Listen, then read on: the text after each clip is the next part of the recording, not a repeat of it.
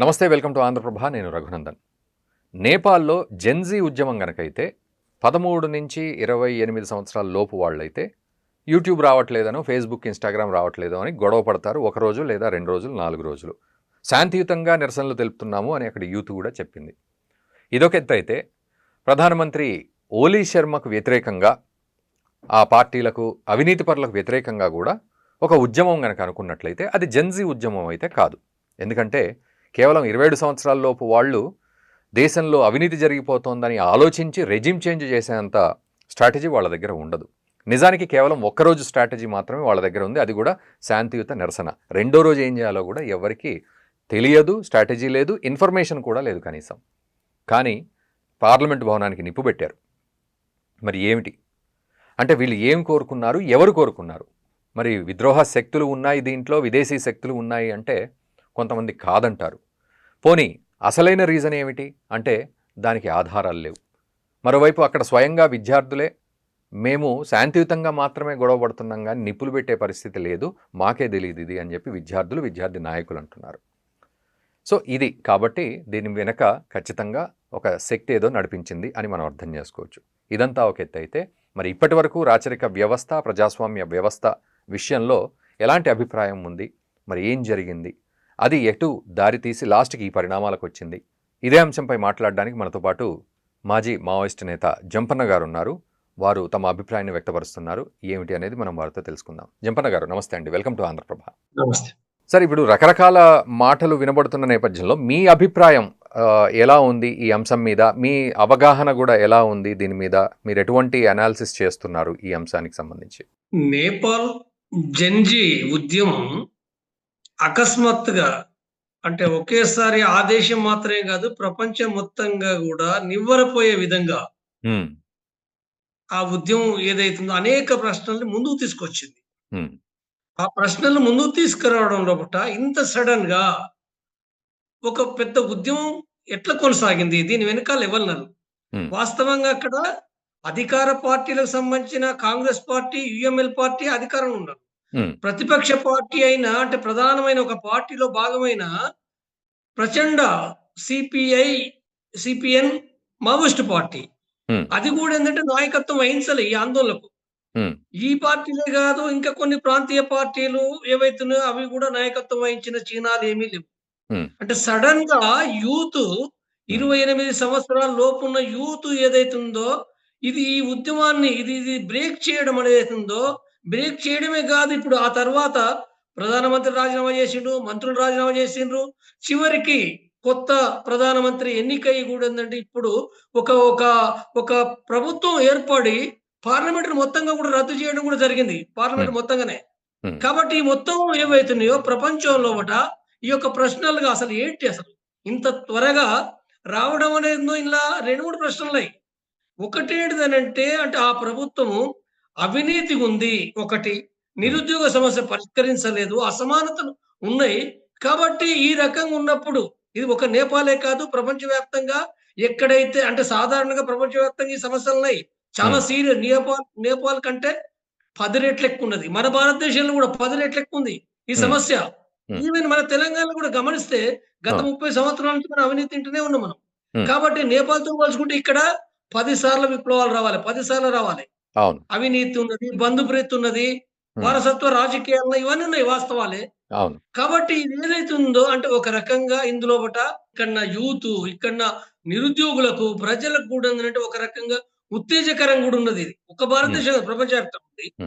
రెండోది, రెండో ప్రశ్న ఏమొస్తుంది? అసలు ఇంత సడెన్‌గా రావడం అంటే మరి ఏ ప్రభుత్వాలు ఉన్నాయి? అవును. ఒక నేపాల్ ప్రభుత్వం కాదు, ప్రపంచంలో ఏ ప్రభుత్వాలు ఉండవు. కాబట్టి ఇంత సడెన్‌గా ఎట్లయింది? మరి ఎక్కడ గాంది నేపాల్ ఎందుకయింది అనే ప్రశ్నలొస్తాయి. వాస్తవమే. కాబట్టి నేనెట్లా చూస్తున్నానంటే ఒకటి ఫస్ట్ బేసికల్‌గా ప్రజా ఉద్యమం ఉంది. ఫస్ట్ అది గుర్తించాలి మనం. అది గుర్తించకపోతే కుట్రలనేటివి ఉన్నాయి. కుట్రలనేటివి ఎత్తినాయో ఇది కొత్త కాదు. ప్రపంచంలో కుట్రలు చేయడం అనేది దాదాపు అంటే అమెరికా రెండో ప్రపంచ యుద్ధం తరువాత అది అనేక దేశాల్లో కుట్రలు చేసింది వాస్తవమే. చాలా రికార్డ్స్ ఉన్నాయి దానికి. మన ఇండియాలో కూడా కుట్రలు చేసింది, చేయలేదని కూడా ఏం లేదు. ఇందిరాగాంధీ సమయంలో కూడా చేసిన మాట వాస్తవమే. కాబట్టి ఇక్కడ కుట్రలనే దాన్ని మనం చూడటానికంటే ముందు ఫస్ట్ బేసికల్‌గా మొట్టమొదటిగా ప్రజా ఉద్యమాన్ని చూడాలి మనము. హ్మ్. ఈ ప్రజా ఉద్యమాన్ని గూడా చూసే విషయంలో నా యొక్క యాంగిల్ ఏందంటే, ఇప్పుడు నేపాల్ ప్రజలు చిన్న దేశం. హ్మ్. అదొక చిన్న దేశం. కానీ ఆ చిన్న దేశం లోపట 250 సంవత్సరాల కాలంగా రాజరికానికి రాచరికం. వ్యతిరేకంగా హ్మ్. పోరాడింది. హ్మ్. అంటే పోరాడిన ఒక గొప్ప చరిత్ర ఉంది.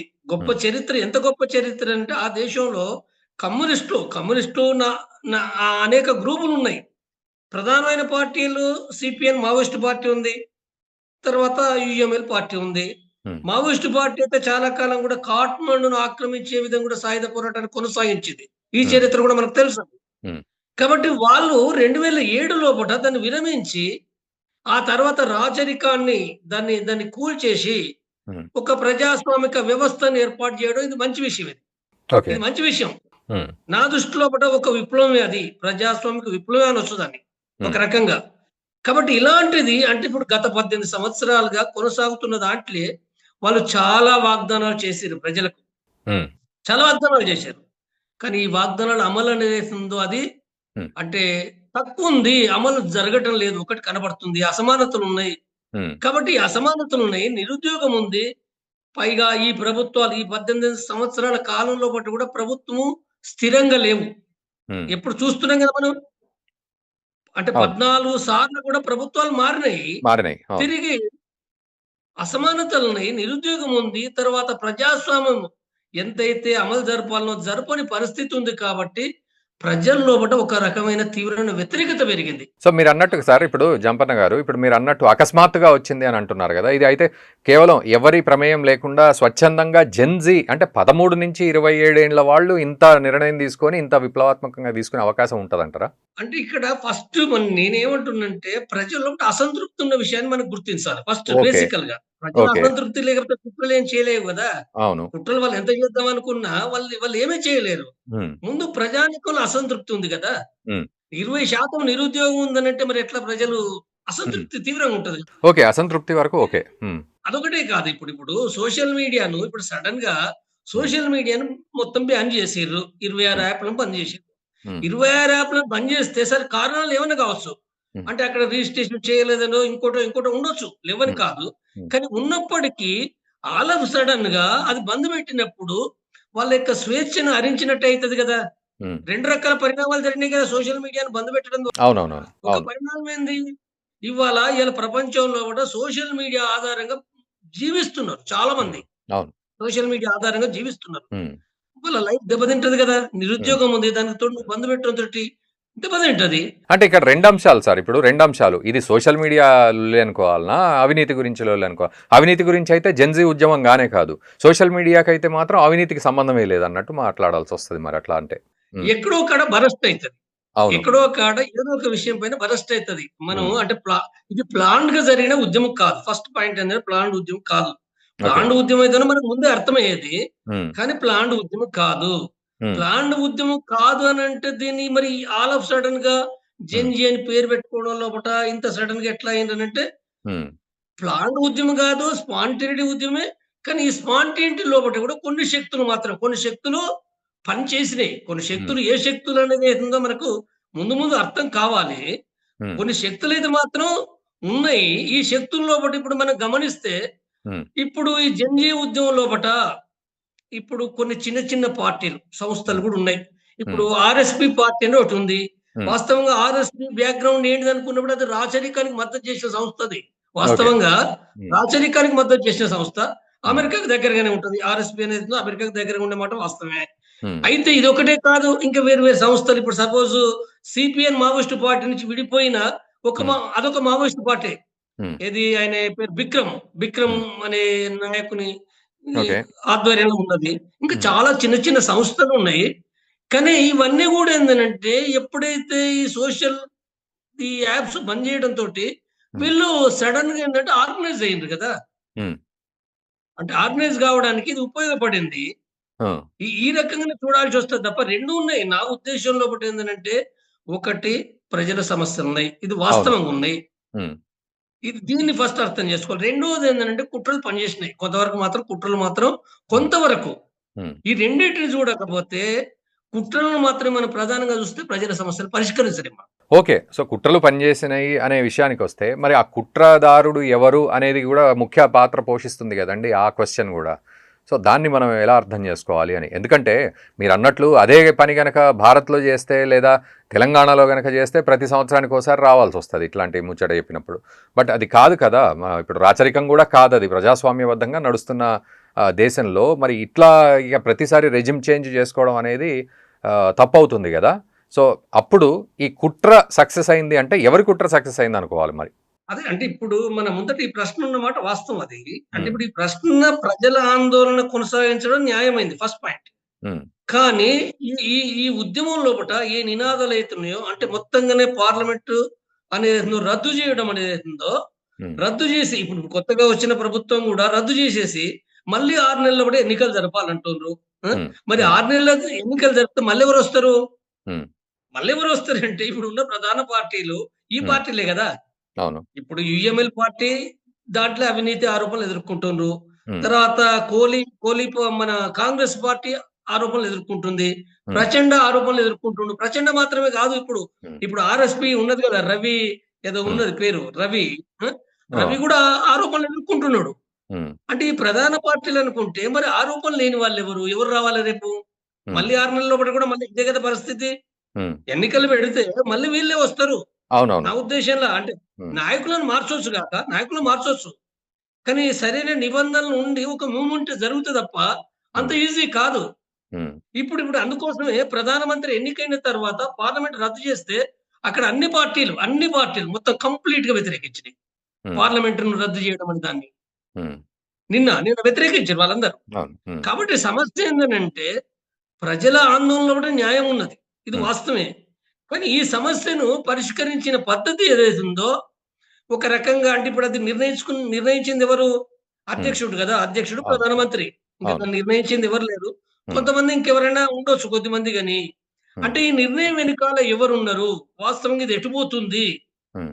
అది నిజంగానే అవినీతికి వ్యతిరేకంగా నిజమైన ఒక ప్రజాస్వామిక ప్రభుత్వం ఏర్పడితే మంచిదే. మనందరం హర్షించవలసిన విషయమే. హ్మ్. ఒకవేళ జరిగితే 6 నెలల కాలం లోపట. హ్మ్. అది జరగలేదు. ఈ కొట్లాట పెరిగితే ఇది ఏమనుకోవాలి? దీని వెనకాల ఇంకేవో శక్తులు ఉన్నాయి. హ్మ్. ఎవరో ఉన్నాయన్న దాంట్లో ఒకటి ఇప్పుడు వాదనలు అమెరికా డీప్ స్టేట్ ఉందని ఒకటుంది. అవును. అంటే దానిపైన ఎక్కువుంది. దానిపైన ఎక్కువున్నమాట వాస్తవము. హ్మ్. కొంత సెకండరీగా గూడా భారతదేశం పైన గూడా ఉంది.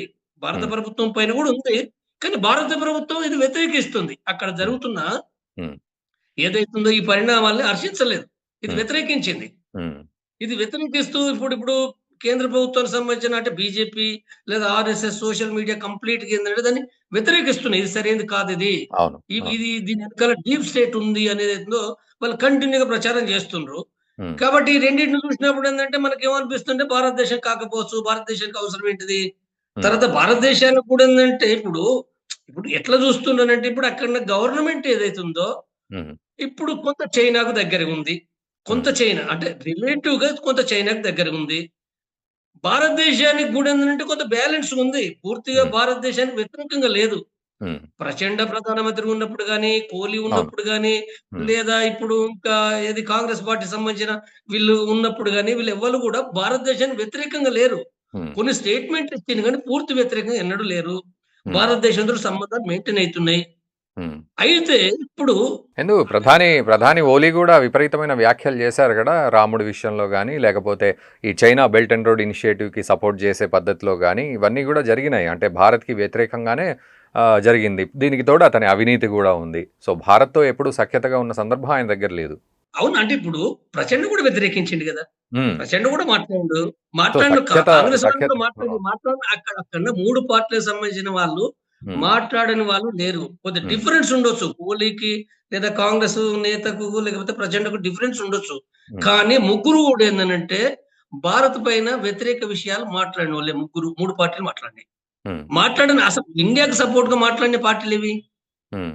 ఏ పార్టీలు మాట్లాడలే అక్కడ. హ్మ్. పూర్తి సపోర్ట్‌గా మాట్లాడిన వాళ్ళు ఎవరూ లేరు. సో, అంటే జంపన్న గారు అంటే మీ అనాలిసిస్ ఏమిటి? అంటే మరి ఓవరాల్‌గా ఇప్పుడు ఎట్లా కంక్లూడ్ చేద్దాం ఈ సమస్యను? భవిష్యత్తు గూడా ఏ విధంగా ఉంటుంది? రేపు ఇప్పుడు తను కర్కి కూడా ఇప్పుడు ప్రధానమంత్రిగా ఉన్న తరుణంలో ఇప్పుడు సరైన పాలన వచ్చినట్లేనా? మీరన్నట్లు మళ్ళీ 6 నెలల తర్వాత ఎలక్షన్స్ అంటే మళ్ళీ ఈవిడ ప్రధాని అభ్యర్థిగా ఉండి పోటీ చేయాల్సిన సందర్భమా? ఎట్లా ఉంటది అక్కడి ప్రజలకు? లేదు, ప్రధానమంత్రి చాలా స్పష్టంగా మాట్లాడిందేంటంటే, ఈ ప్రధానమంత్రి పదవి ఆమె ఇష్టపడడం లేదు. హ్మ్. ఆమె ఇష్టపడలేదు. ఆమె చెప్పిందామె. అవును. సరే, అక్కడ ఆందోళనకారులు ఎవరైతే ఉందో వాళ్ళు అనివార్యంగా పెట్టిన పదవిని స్వీకరిస్తున్న విషయాన్ని మాట్లాడిందామె. హ్మ్. ఆమె మాట్లాడిన విషయం. అనివార్యంగా హ్మ్. ఈ పదవికి ఆమె యాక్సెప్ట్ చేసింది ఒకటి. హ్మ్. రెండోది, నేపాల్‌లో పడిన పరిస్థితి అంత ఈజీ కాదు. హ్మ్. ఎందుకు అనంటే మొత్తంగా అంటే పార్లమెంట్ రద్దు చేయడాన్ని అన్ని పార్టీలు వ్యతిరేకించినాయి. అన్ని పార్టీలు. హ్మ్. ఒక్క రవి పార్టీ, ఆర్ఎస్‌పి పార్టీ మాత్రమే కొంత వాళ్ళు క్రిటికల్‌గా సపోర్ట్ చేసిర్రు. వాళ్ళు క్రిటికల్‌గా సపోర్ట్ చేసిండ్రని చెప్పిర్రు వాళ్ళు. హ్మ్. కాబట్టి మొత్తంగా చూసినప్పుడు ఆర్ఎస్‌పి బలం ఎంత? హ్మ్. నేపాల్‌లో పట. హ్మ్. నేపాల్‌లో ఉన్న ఆర్ఎస్‌పి బలము చాలా తక్కువ గదా! హ్మ్. వాళ్ళకి పడిన ఓటింగ్ 3% మాత్రమే. ఓకే. 3% ఓటింగ్. హ్మ్. 3% ఓటింగ్ పడి కొన్ని సీట్లను సంపాదించుకున్నారు వాళ్ళు. హ్మ్. కానీ రేపు ఒక 6 నెలల ఎన్నికల లోపట హ్మ్. వీళ్ళు ఒక మెజారిటీ ప్రభుత్వాన్ని స్థాపించగలరా? హ్మ్. లేదు. అంత ఈజీనా? లేదు. లేదు. కాదు. హ్మ్. కాబట్టి ఈ పార్టీలు ఇప్పుడు ఈ 3 పార్టీలు గూడా 3 పార్టీల మధ్యన అధికారం కోసం ఘర్షణ ఉన్నమాట వాస్తవం. వీళ్ళ ముగ్గురి మధ్యన. హ్మ్. కానీ ఈ 3 పార్టీలు గూడా మళ్ళీ ఐక్యమైతాయి. ఇప్పుడు హ్మ్. కలిసి వాళ్ళ స్టేట్‌మెంట్ ఇవ్వాలి. హ్మ్. ఈ ఈ పార్టీలు యూఎంఎల్ పార్టీ, ప్రచండ సిపిఎం మావోయిస్ట్ పార్టీ, ఇంకేదో పార్టీ కలిసి ఒక హ్మ్. 8 పార్టీలు పార్లమెంటు రద్దు చేయడాన్ని తీవ్రంగా వ్యతిరేకించారు. హ్మ్. పార్లమెంట్‌ని ఎట్లా రద్దు చేస్తారు పూర్తిగా? ఇప్పుడు జంపన్న గారు మీరన్న ప్రకారం అయితే అవినీతి పరులంతా గూడా మళ్ళీ భవిష్యత్తులో ఏకమయ్యి మళ్ళీ నేపాల్‌ని భ్రష్టు పట్టించే పరిస్థితే ఉంటుందంటారు. మరి ఆ పార్టీలే గదా! అవును. ఆధిక్యతలు ఉన్నది. అంత ఈజీ అదే. అదే. గాదు. అంత అదే. అదే. ఈజీగా ఇప్పుడు 6 నెలల కాలం లోపట ఆ హ్మ్. పార్టీల బలం పోదు గదా! అవునవునవును. అవును. ప్రభుత్వం మళ్ళీ నుంచి కొత్త పోయింది వాడు గానీ ఆ వెంటనే పార్టీలు నిజాయితీ పరుడు పుట్టుకొచ్చి వెంటనే పార్టీలు పెట్టేసి అక్కడ ప్రజాస్వామ్యం నిలబెడదాం అనే పరిస్థితి అయితే వెంటనే జరిగే పని అయితే కాదు ఈ 6 నెలల్లో. సో, చాలా ఎట్లా మరి కష్టం. మీరన్నట్లు ఇప్పుడు జెన్‌జీ ఉద్యమం సరే యూట్యూబు ఇవన్నీ గూడా పునరుద్ధరించారు. సరే మీ పని మీరు జేసుకోండిరా బాబు అని అన్నారు అయిపోయింది. ఆ తర్వాత ఇప్పుడు స్టూడెంట్స్ గూడా చాలామంది మేము అందులో ఇన్వాల్వ్ గాలేదండి. పార్లమెంట్ భవనానికి ఎవడన్నా నిప్పు పెట్టుకుంటాడా? రేపు ఏ పార్టీ వచ్చినా మంచివాళ్ళొచ్చినా గూడా అందులోనే గదా పరిపాలించాల్సింది చట్టసభలు అని జెప్పి అవును. స్వయంగా స్టూడెంట్ నాయకులే అన్నారు. ఇగ విదేశీ శక్తులు అంటే అది భారతా, చైనానా లేకపోతే అమెరికానా, డీప్ స్టేటా అనేది క్వెషన్ మార్క్ అనే అంటున్నారు మీరు. సో, భవిష్యత్ ఏమిటి మరి? ఇక వీళ్ళకి మిగిలిన భవిష్యత్ ఏంటి? అదొకసారి దాంతో కంక్లూడ్ చేద్దాం. ఇప్పుడు వాళ్ళు చాలా స్పష్టంగా జెప్పిందేంటంటే, మేము ఇప్పుడు ఒక శాంతియుత పద్ధతిలో పూట ర్యాలీ జేయాలనుకున్నాం మేము. హ్మ్. అంటే పెన్సిల్స్, పుస్తకాలు, బ్యాగులు పట్టుకొని చేయాలనుకున్నారు గదా! హ్మ్. వాళ్ళు ఈ కాలబెట్టడం, చంపడం అనేది వాళ్ళ దృష్టిలో లేదు. హ్మ్. వాళ్ళ దృష్టి అయితే కోపం ఉండే అవకాశం లేదంటే కోపం ఉంది. ఎందుకంటే 20 మందిని చంపేసిర్రు గదా! 20 మంది చనిపోయిండ్రు. చాలా మంది అవునవును. హ్మ్. గాయపడ్డారు కాబట్టి. 50 ఈ మంది వరకొచ్చింది ఆ పరిస్థితుల సంఖ్య. హ్మ్. అంటే ప్రజలు ఒక కోపోద్రిక్తులు కావడానికి అవకాశం ఉన్నమాట వాస్తవమే. కానీ అంటే తెల్లారి మర్నాడు 2 డేస్ గూడా కంటిన్యూగా అంటే ఈ పార్లమెంట్‌ను కాలబెట్టడం, ఇతనికి ఏవేవో కాలబెట్టిర్రు, ధ్వంసం చేసింది ఏదుందో, దీంట్లో కొంత వాళ్ళు ఊహించని విధంగా జరిగినాయి అనేది అంటుండ్రు. ఓకే. కాబట్టి అవకాశం ఉంది. ఒక అవకాశము ప్రజా ఉద్యమం లోపట కొంత వ్యతిరేక శక్తులు గూడా జొరబడి దాన్ని వినియోగించుకునే ఉండొచ్చు. హ్మ్. ఉన్నది. ఉన్నమాట వాస్తవమే. అది కనపడుతుందది. అంటే అలాంటిది గూడా ఏందనంటే ఇప్పుడు ఉద్యమం కొనసాగించే వాళ్ళు ఆ జాగ్రత్తలు తీసుకోవాలి. జాగ్రత్తలు తీసుకోకపోవడం మూలంగా ఈ ఓకే. నష్టం జరిగిందొకటి. రెండోది సరే, ఇప్పుడు ఇదొక నష్టం జరిగింది. రేపేం చేస్తామని గదా సమస్య. అవునవునవును. నష్టం అవును. ఒకటి. హ్మ్. ఇప్పుడు రేపేం చేస్తాం? ఇప్పుడు 6 నెలలు ఎన్నికలున్నాయి. హ్మ్. 6 నెలలైతయా? 6 నెలల నుంచి ఎక్స్‌టెన్షన్ చేస్తారా? రేపు అసలు ఏం జరుగుతది? తిరిగి హ్మ్. దీని కుట్రలు గూడా మరి చేసేవాళ్ళు కంటిన్యూ చేస్తారు గదా! అవును. 6 నెలల లోపల ఎన్నికలు జరుపుతారా? హ్మ్. తప్పనిసరిగా జరుపుతారా? మరి 6 నెలల లోపట గూడా మరి ఇప్పుడు అవినీతి జరగని ప్రభుత్వం కావాలి. హ్మ్. అంటే ఫస్ట్ ఏందనంటే, ఇప్పుడు ఓలీ కేపీ శర్మ ఓలీ ఉన్నాడు గదా! ఆయన హ్మ్. నిలబడొద్దు. ప్రచండ హ్మ్. నిలబడొద్దు. ఇంకెవరైతే అవినీతి ఆరోపణలు ఎదుర్కొంటున్నారో, హ్మ్. అంటే ఆరోపణలే వాస్తవంగా అవేమి నిరూపణ అదే. అదే. గాలే. హ్మ్. హ్మ్. ఆరోపణలున్నాయి. హ్మ్. కాబట్టి ఆరోపణలు ఉన్న వాళ్ళు నిలబడకుండా నిజాయితీ పరులు ఎవరైతే ఉందో నిలబడాలి. పార్టీలైతే ఎట్లాగుంటాయి? ఆ పార్టీలని అవును. ఎవరు తీసేయలేం. హ్మ్. కాబట్టి ఆ పార్టీలు ఉంటది కాబట్టి ఆ పార్టీలో నిజాయితీ పరులు రావాలి ఒకటి. హ్మ్. అంటే కమ్యూనిస్ట్ పార్టీలు అని ఈ సందర్భం కూడా చెప్పేదేంటంటే కమ్యూనిస్ట్ పార్టీలు గూడా హ్మ్. వాళ్ళు ప్రచండ పార్టీ గావచ్చు, వీళ్ళు గాని హ్మ్. అంటే అవినీతి ఆరోపణలు ఎదుర్కొనంటే వాళ్ళు గూడా ఆలోచించుకోవాలి. సీరియస్‌గా ఆలోచించుకోవాలి. హ్మ్. అవి చేసిర్రా లేదా నిరూపణ చేయలేం గానీ, హ్మ్. మరి ఆరోపణలు ప్రజానీకం నుంచి వచ్చినప్పుడు సీరియస్‌గా ఆలోచించుకోవాలి గదా! కమ్యూనిస్ట్ అయితే మాత్రం హ్మ్. అవినీతి చేయాలనా? నియంతృత్వం చేయాలనా? హ్మ్. నియంతృత్వం గూడా తప్పు గదా! హ్మ్. సోషల్ యాప్స్‌ను వాస్తవంగా రెగ్యులేషన్స్‌ను అమలు జరపాలి. కానీ దాని హ్మ్. పద్ధతి ఉంటది గదా! ఒకేసారి హ్మ్. 26 యాప్‌ను బంద్ పెడితే హ్మ్. అదెట్లా పద్ధతి? ఉండి, ఉండి నువ్వు ముందు మొదటి నుంచి ఏం జేసినావు? హ్మ్. ఒకేసారి ఎందుకు బంద్ పెట్టినావు? ఓకే. ఆలోచించుకోవాలిగా ప్రభుత్వం. అవును. కాబట్టి ఈ విషయాలు ఏవైతున్నాయో వాళ్ళు ఇప్పుడు ఏవైతుందో రీథింక్ చేసి వాళ్ళ విధానాలు మార్చుకొని, వాళ్ళు కొన్ని తప్పులు జరిగినాయి కాబట్టి వాళ్ళు ఆత్మవిమర్శ చేసుకోవాలి వాళ్ళు. అవును. ఓకే. మా సైడ్ నుంచి తప్పులు జరిగినాయి అని చెప్పి ఆత్మవిమర్శ చేసుకొని, అవినీతి జరగకుండా ప్రభుత్వాలను ఏర్పాటు చేయాలి. అది ఏర్పాటు చేస్తున్నావు మంచిది. చేయలేదనుకో, చేయకపోతే ఏం జరుగుతదది? ఆచరణలో అప్పుడు ఏం జరుగుతుందంటే, ఎవరైతే కుట్ర చేసిండ్రో, కుట్ర చేసిన వాళ్ళే ఆధిపత్యం తప్పనిసరిగా వాళ్ళు చేస్తారది. అంటే ఓకే. ఇది చేసినప్పుడు అంటే చాలా సులభంగా ఇప్పుడు మీరు చెప్పిండ్రు. సులభంగా జరిగింది. మరి ఈ సులభంగా జరిగితే ఒక్క నేపాలే కాదు. రేపు ఇతర దేశాల్లో కూడా అవును. హ్మ్. చేయొచ్చు వాళ్ళు. అవును. చేయొచ్చు. అవకాశం ఉన్నమాట వాస్తవం అది. ఓకే. కాబట్టి అక్కడ ఇప్పుడు ఆ ప్రజల పైన ప్రజాస్వామ్యాన్ని కోరుకునే శక్తులు ఎవరైతే ఉండ్రో వాళ్ళ పైన ఆ బాధ్యత ఉన్నదది. సో వ్యూవర్స్ అది జంపన్న గారి అభిప్రాయం. మరి దీనిపై మీరేమంటారో కామెంట్ చేయండి. మరి నిజంగా విదేశీ శక్తులు ఉన్నాయి అనే వాదన ఒకవైపు, ఈ మధ్య భారత్ గూడా ఉంది అని చెప్తూ మరోవైపు ఇలా ఉన్నాయి. బట్ అసలు ఏమి జరిగింది?